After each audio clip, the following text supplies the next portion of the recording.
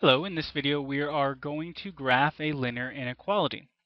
So I have a linear inequality set up right here. It's 5x minus 3y greater than or equal to 15. So first thing you have to understand about graphing linear inequalities is that you're really graphing a line first. So that's step one, is to graph the line. So what you're going to do is you're going to replace the inequality with an equal sign. Okay, so then we have 5x minus 3y equals 15. So what we're going to do is we're going to go ahead and graph this line. So let me pull up a graph. Now there are two ways of graphing lines, and it depends on the setup. For example, this is in general form. And when you have a line that's in general form, you want to use the intercept method.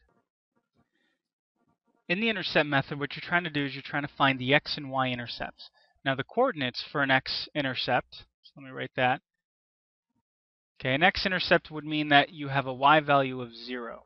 So what I want to do is I need to figure out what the x value is. We'll do that in a second.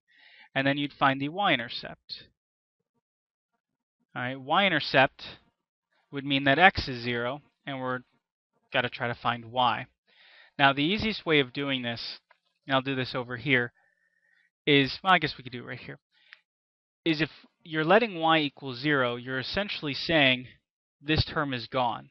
Okay, because if you let y equal 0, what is 3 times 0? It's 0. So this term is gone, and you just have to solve for x. You got 5x equals 15.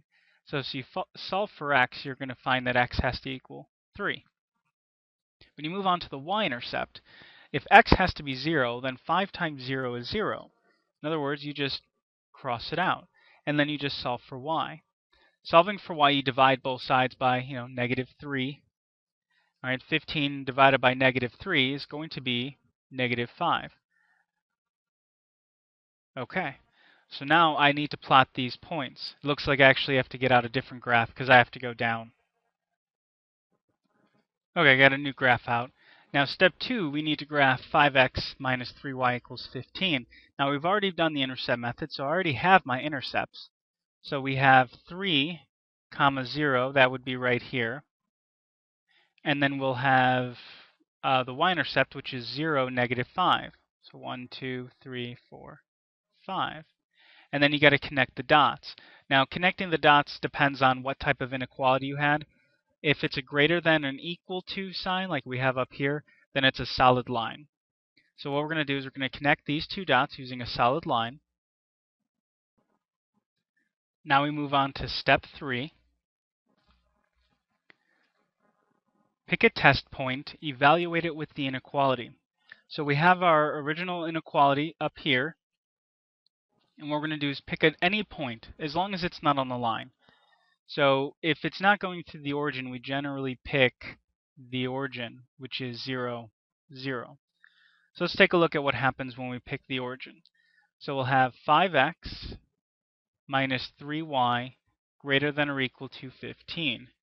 So then if you plug in the origin, you get 5 times 0 minus 3 times 0 greater than or equal to 15. Well, this is going to be 0 on the left-hand side.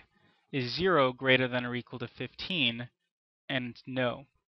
So what this means is that you do not shade the side that works. Now, since the origin you do not shade the side that doesn't work. Now, since the origin does not work, we do not shade this side. So that would be step 4. So again, if the test point works, shade that side. Otherwise, shade the other side. Now, since this point didn't work, we're not going to shade that side. We would shade this side. So we would go ahead and shade over here.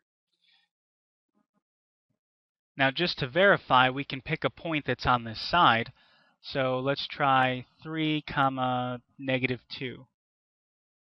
Okay, just to verify. So let's go back up here, and let's plug in 3, negative 2. All right, so that's going to be 5 times 3 minus 3 times negative 2. Is that going to be greater than or equal to 15?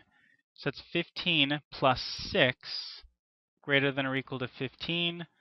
Well, that's 21 greater than or equal to 15, and it does work. Which means step 4 says, hey, if that test point works, which it does, you would shade that side. So again, we would be shading over here. And again, that's how you graph linear inequalities.